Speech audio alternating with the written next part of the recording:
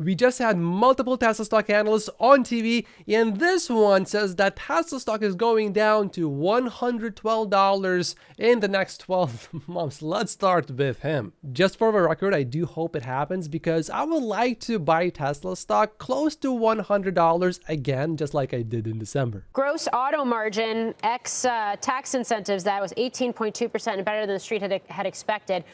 We knew price cuts were going to pressure margins. What do you think about this? And is this a trough? Absolutely, yeah. That's probably the number one question we've had with respect to the stock coming into the print. We were at 17.9, so a little better than feared is, I think, a fair characterization for the gross margins ex credits line. But still, ultimately, more than 1,300 basis points below where Tesla was in the first quarter of last year with respect to gross margins. So they're definitely feeling the impact of price cuts.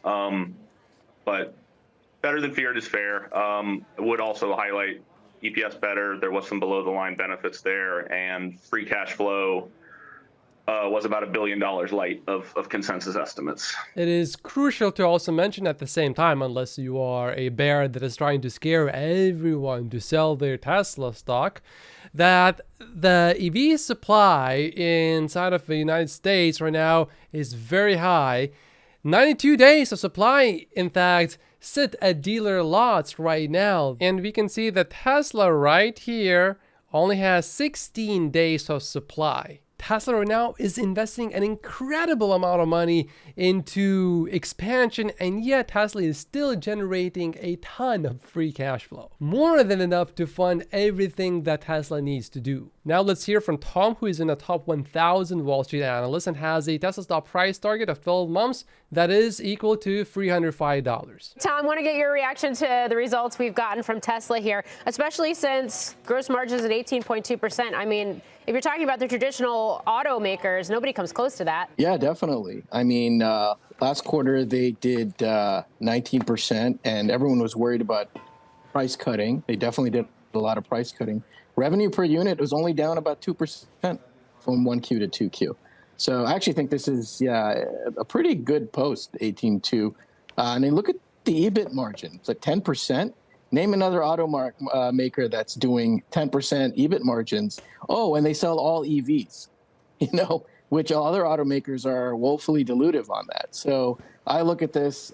We saw what happened with the stock last quarter when it sold off on that print. Now it's in line with expectations. I would expect people to look favorably on it. We now know that Tesla is going to shut down factories this quarter for upgrades. We don't know for how long though, but you can now transfer FSD from your current car to a new car for free. The referral program has been beefed up, and actually we can now post referral links on social media, and I will do that too, and that will probably contribute to more deliveries, which means to me that this quarter could still easily be a record quarter despite production perhaps not being higher than the last quarter's production. When I say a record quarter, I mean deliveries. Ron, it's a rough print for you in a way, based on your price target of just over $100, 112. But I mean, does this really justify a nearly $1 trillion market cap for Tesla, especially given we've had meme stocks also rallying? Could one argue that this is a sign of market froth? Yeah, no, I think that's a fair characterization. We have nearly a $400 billion valuation for Tesla. I think in a vacuum, for a business that's doing $20 billion of EBITDA next year, maybe $25 billion of EBITDA in 2025, that is pretty rich. Unless you believe in robo-taxis, FSD, where attach rates still are extremely low, or things like AI licensing opportunities, and just not sure where bulls get confidence in those line items specifically. I mean, there are real robo-taxis on the road today that have went through a rigorous regulatory process. FSD is currently a level 2 system. They've told regulators it will always be a level 2 system. So Tesla doesn't have a robo-taxi today. And we don't know what that business ultimately looks like. And so because we don't know what it could possibly look like in the future, people assume that there is a 0% chance that Tesla could ever solve full self-driving because, it has not solved full self-driving yet, and Tesla does not have any robotaxis, and naturally, that proves that full self-driving is never going to be solved, so therefore, we will not assign any probability of full self-driving being solved, and we will not include anything in our valuation model to reflect any sort of chance of full self-driving being solved, ever. And we will totally ignore the fact that just a few months ago, Tesla only had less than 150 million miles driven under FSD beta, and now today that number doubled. Yeah, it doubled in a few months. Obviously, this has nothing to do with full self-driving improving, and therefore people spend more time driving on full self-driving. This has to do with Tesla having twice as many vehicles, and therefore that's why we have twice as many miles driven on full self-driving ever in that short of a period, right? That type of thinking is dumb. It is mind-boggling to me how analysts can ignore something that is relatively obvious. I mean, at this point, come on, you just look at the chart, see it's going exponentially. And do you think it is going to just go linearly? No. It will keep growing exponentially like that. A 4-year-old at this time could look at this chart and say, I think there's something here, something that's big, something that's important. The other analyst here, Tom, by the way, he does include a small chance of full self-driving being solved many years from now.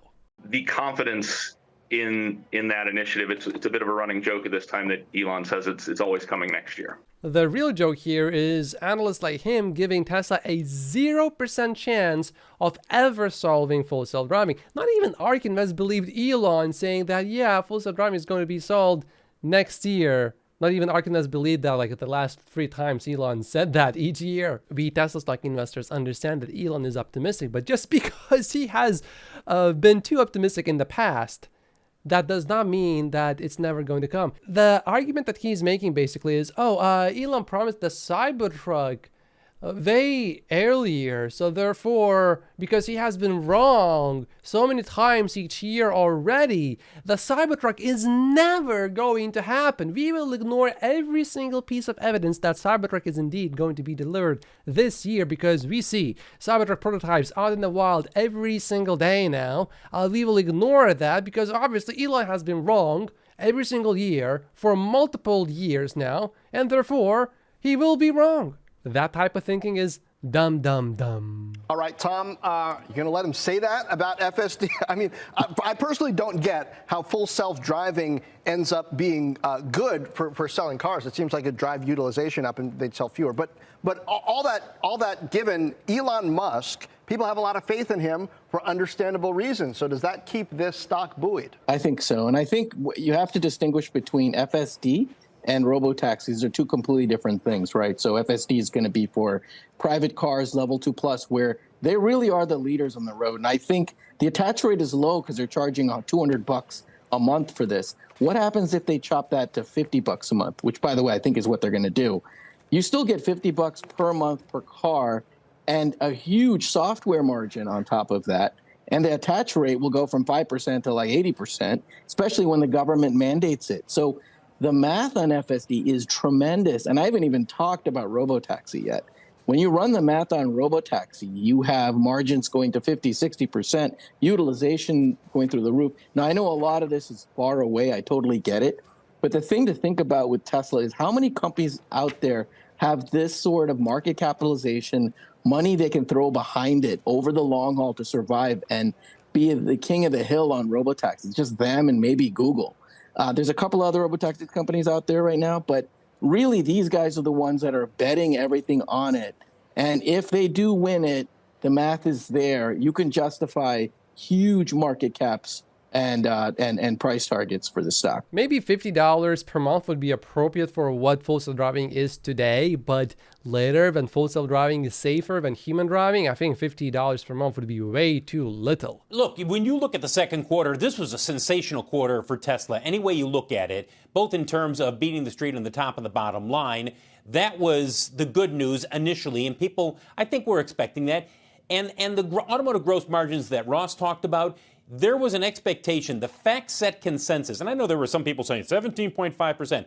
Well, the consensus, according to FactSet, was 16.9%. Either way, 18.2%, while that is down compared to the first quarter and down substantially compared to last year, that was better than what people were expecting. The one disappointment, if there is one, is that we did not hear during the conference call specifics on the release of the Cybertruck, which is expected later this year, though Elon Musk did say they are seeing strong demand for it. Demand is so far off the hook, you can't even see the hook. We had one quarter where FactSet consensus numbers made Tesla look really bad because supposedly if you just looked at these numbers only, Tesla missed delivery estimates. This was a while ago. But this time, these numbers make Tesla look good. But if you look at the company compiled consensus, the overall gross margin was predicted to be at 18.2%, and that basically equaled the actual number. So I don't think anyone really is overly ecstatic about that number, but certainly many people feared that it could be quite bad, and it wasn't. One other thing from the conference call is the question of whether or not they would increase guidance for 1.8 million vehicles being delivered this year, because they're ahead of pace in the first half of the year. Well, they're not increasing their guidance. In fact, they said, look, we have to bring some tooling, do some retool some of the facilities, and as a result, we will not be delivering more than what we initially guided. They didn't bring their guidance down. They just kept it at 1.8 million. That's a bit of a disappointment, a slight one near term for some Tesla investors who were hoping that they might say 1.9, maybe even 2 million. But all in all, when you look at this quarter, Brian, this was a very solid quarter from Tesla. Well, when even the mainstream media says that the quarter was not bad, you know that indeed the quarter was not bad. Forget about Tesla itself. The macroeconomy damaging Tesla, damaging any car company. Well, everything that was said just now is true. And so interest rates are meant to slow down purchases of houses and cars directly.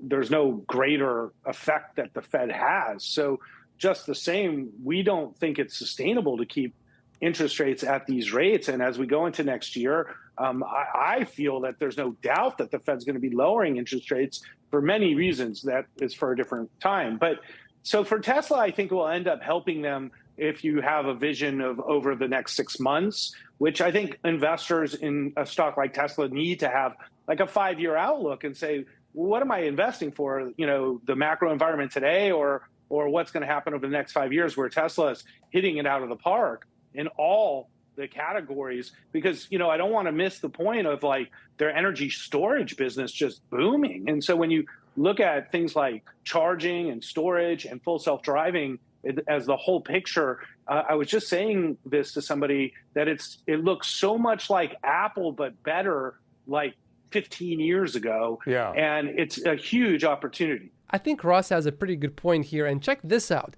Tesla Energy average selling price per megawatt hour storage increased quarter over quarter from $393,000 to $413,000. And energy costs per megawatt hour storage decreased from $349,000 to $336,000 quarter over quarter. So you are selling something for more money that takes you less money to produce. Now that's a kind of business you definitely want to be in, and that explains why margins for energy went from about 11% to now over 18% in just one single quarter. If we just do it one more time, all of a sudden, all of these analysts are going to realize that energy is going to be an absolute ginormous part of Tesla's business in the future, in relative terms compared to the auto business. And I completely agree with James here that the market has not priced in what it would mean for Tesla to license FSD yet. And Tesla is in talks with one automaker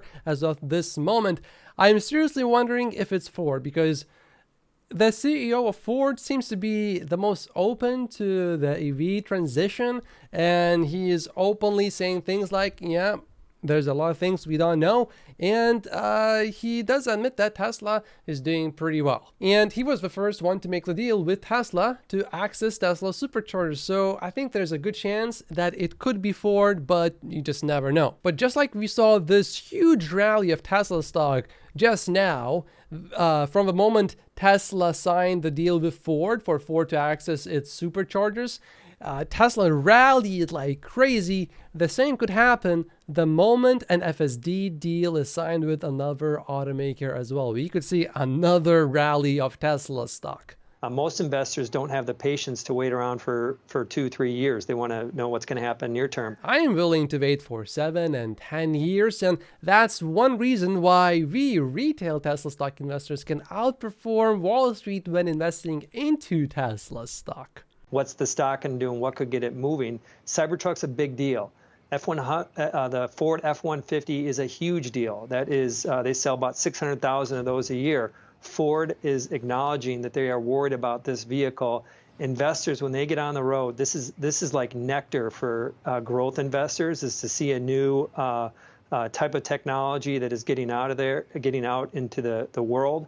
So I think you're going to see that. And I want to just preface that with a piece. I think the Cybertruck's going to be late. I think that what they said in their shareholder deck, they said expect it in the back half of the year. Previously, they had said the third quarter. Technically, the third quarter is the back half, but based on that tweak to the language, I say it comes out in the end of the year. But another month here, another month there, doesn't matter. They announced it in November of 2019. Investors have been waiting a long time, and I think the stock goes up when the Cybertruck comes out. I do agree with Gene here. I listened to the whole earnings call, and it does seem that the language that the Tesla team is using is indicating that the Cybertruck is going to be coming out later this year and not in this quarter. But despite that, I believe it is going to be a huge success for Tesla stock long term. YouTube says you should watch this video next, but if you haven't finished watching this Elon Musk interview, watch this one first. My name is Matt. Like and subscribe if you haven't yet, and I will see you in the next video. Thank you so much for watching.